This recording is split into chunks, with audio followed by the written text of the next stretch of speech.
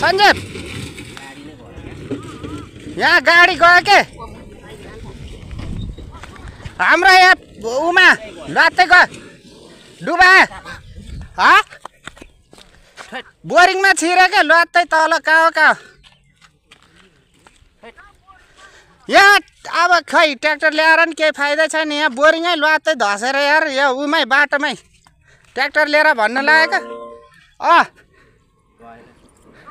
गाडी नै लत्तै लगिसक्यो यार अब ट्र्याक्टर ल्याएर नि फाइदै छैन आलु अड्केन तलै छिरे कहाँ तलै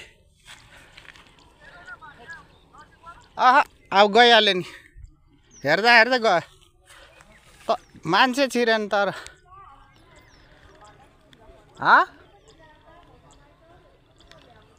यस्तो जाब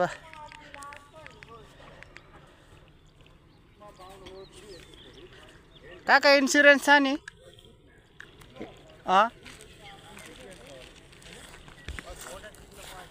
फोटो त खिचेको छु कत्रो खाल्डो अब यो वरिपरि खने के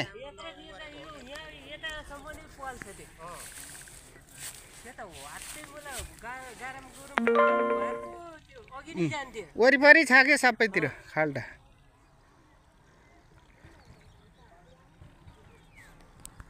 बिहान म यार कसो परेन बिहान थियो कालो पानी आइरहेको थियो धमिलो पानी आख के भएको हो भनेर पनि अघि पनि भनेको मैले पनि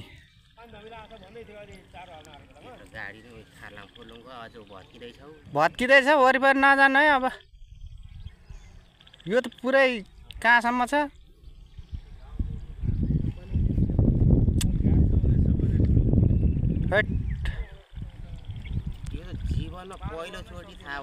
पहिलोचोटि त हो नि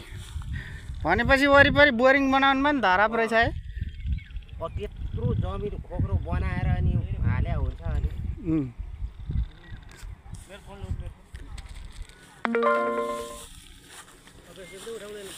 सालाहरू त मान्छेहरू यिनीहरू म त के भयो भनेर अब फसेछ क्या अरे भनेर हत्तेर आएको गाडी नि गएको यार हट कस्तो डेन्जर आउँदै आएन गाडी पनि झन् अगाडि चाहिँ जानु लाग्यो अघि यो कहाँ मुनि है काका अब कति खन्या छ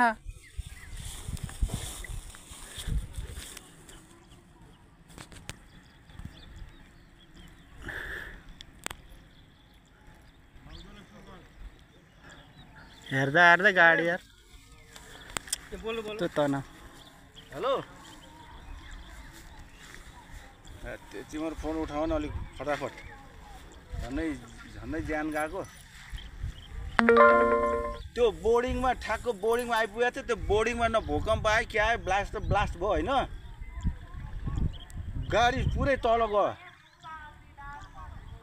बोर्डिङमा के जमिन मुनि गयो अभ्यासले पठाऊ त अभ्यासले टुरिस्टलाई एकदम जल्दी ए जेसीबी ल्याउनु भन्नु न ए जेसीबीले फेरि कसरी बान्ने अहिले काम छैन अहिले होइन यो वरिपरि जानै धराप छ जानु मेन कुरा त्यही जानै धराप त्यही पानी तान्ने बोरिङ छैन ठुलो आराममा रोक्ने कसरी रोक्ने त्यहाँ जाँदै ब्लाङ्गै भयो रोक्ने भन्ने चान्सै थिएन मान्छे जान्थ्यो अरे त्यत्रो गाडी त डुबाएर केही अत्तोपत्तो देखाएको छैन कहाँ यो त सानो गहिरो खाल्डो बना छैन नि त यो त अब गहिरो खाल्डो यो पानी तान्दाखेरि कामले अघि नै मलाई छोड्दै भयो 2 घन्टा अगाडि भ्याइसक्थेँ म बनाउने काम गरेर बसिरहन्छु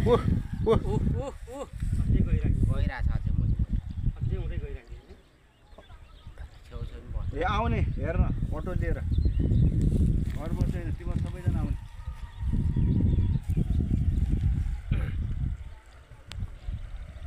करेन्ट सप्लाई भएन भने तल तल खोक्रो भएर बसाएर रहेछ कि गाडी गयो त गाडी गाडीभित्र गयो के बाटोतिर आयो गाडीभित्र डुब्यो भित्र ल